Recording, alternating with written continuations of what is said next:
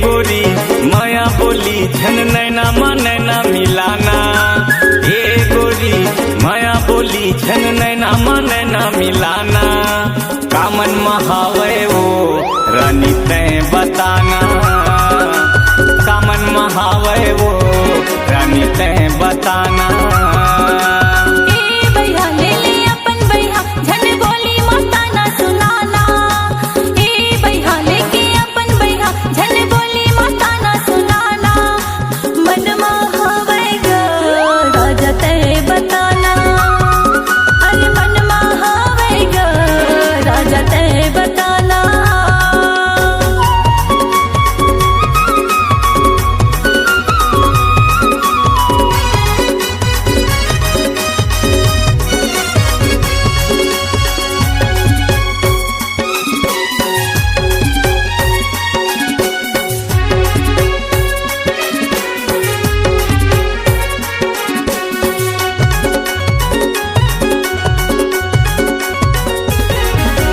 सुन्ना सुन्ना लागे तोर बिना वो गाँव गली खोरे अंगना।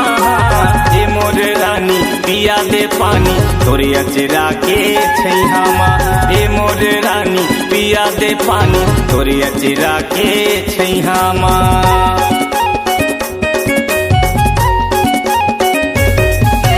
सुन्ना सुन्ना लागे तोर बिना वो गाँव गली खोरे अंगना। ए मोर रानी पिया दे पानी तोरे अचरा के छैहामा।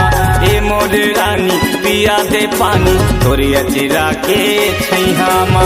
ए रीना तोर बिना मोर बिगड़ गे हवे जमाना।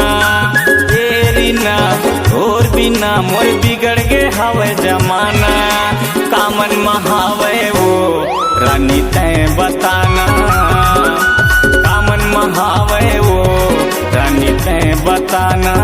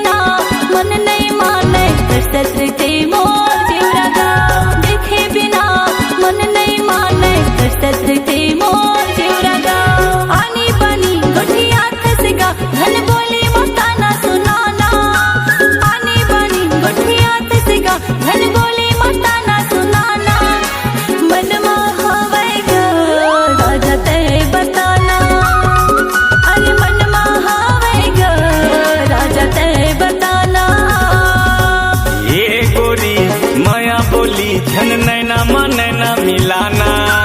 ए गोरी माया बोली झन नैना नैना मिलाना। कामन महावे वो रानी तैं बताना।